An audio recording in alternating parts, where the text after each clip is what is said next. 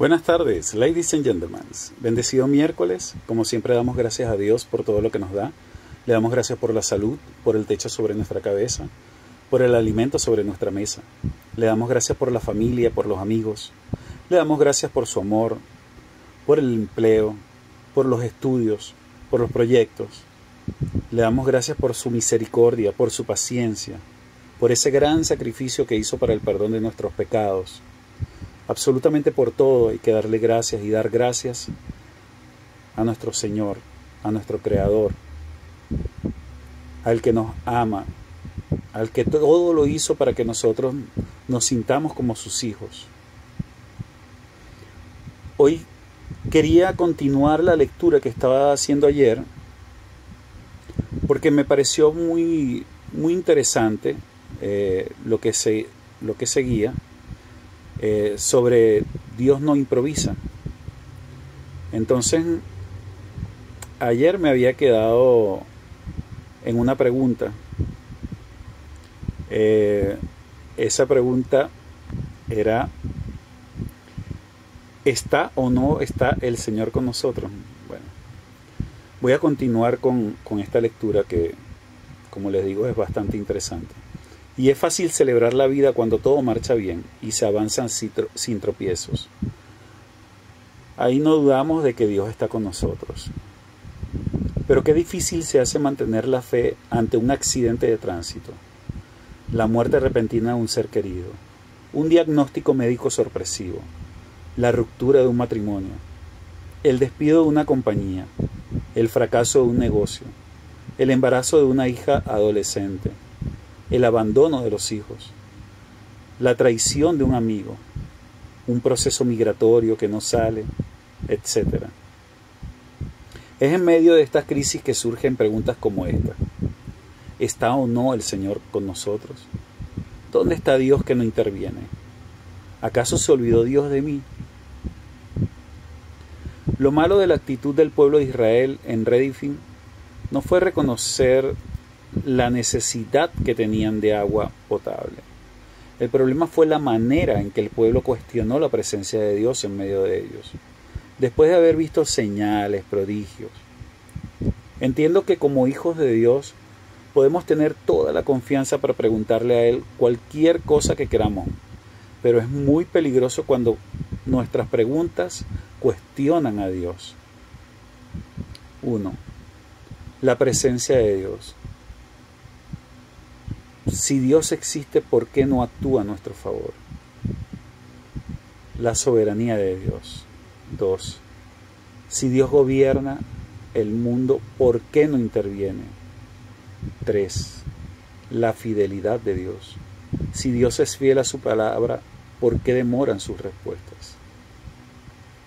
La historia de Pablo y Silas nos anima a sobreponernos a estos tiempos de angustia, a reconocer que no estamos solos y confesar que Dios tiene todo bajo control.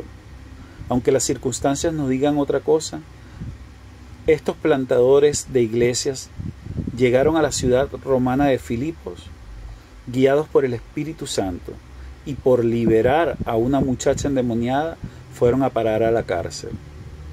Pero la actitud que asumieron estos dos hombres en medio de la adversidad fue totalmente diferente a la de los israelitas en el desierto. Ellos ni cuestionaron la presencia de Dios, ni su soberanía, ni su fidelidad, sino que hicieron a un lado el sufrimiento y el cansancio y comenzaron a alabar y adorar a Dios. Esto lo podemos ver en Hechos 16:25. El pueblo de Israel siempre estuvo dispuesto a ir en contra de Moisés, a pesar de que Moisés se había esforzado tanto por servirles. Pero este hombre de Dios, en vez de regresar a pastorear ovejas, decidió ir delante de Dios. Él sabía que solo Dios podría darle solución al problema. Mire cómo dice la historia. Esto lo podemos ver en Éxodo 17:4. Entonces clamó Moisés a Jehová diciendo: ¿qué haré con este pueblo?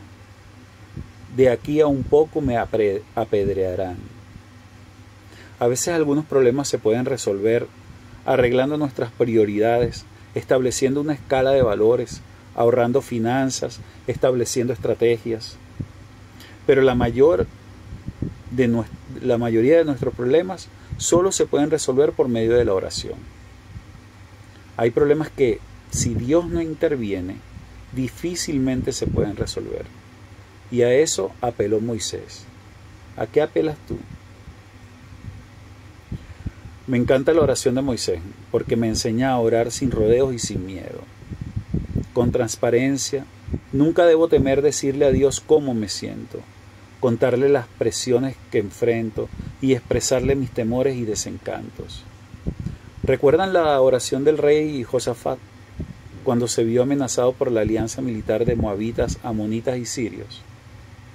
En nosotros no hay fuerza contra tan grande multitud que viene contra nosotros.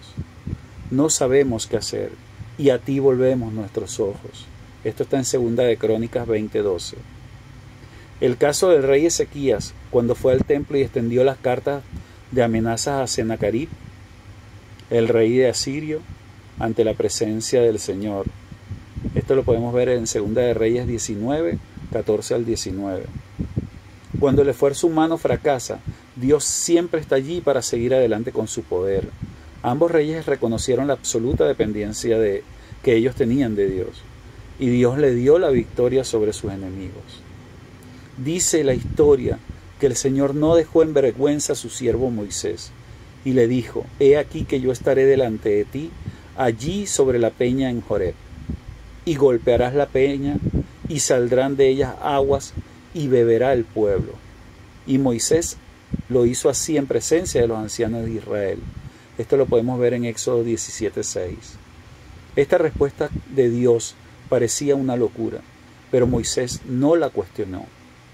Él creyó la palabra de Dios y en un acto de fe golpeó la peña de Joreb, y Dios dio agua suficiente para satisfacer las necesidades de más de 600,000 hombres, además de las mujeres, los niños y los animales. El agua no brotó de la peña porque Moisés la golpeó con su vara, sino porque Dios estaba junto a él sobre la peña. Esto lo podemos ver en Éxodo 17:6. Dios mostró una vez más su poder y su compasión en medio del desierto, proveyendo agua para su pueblo.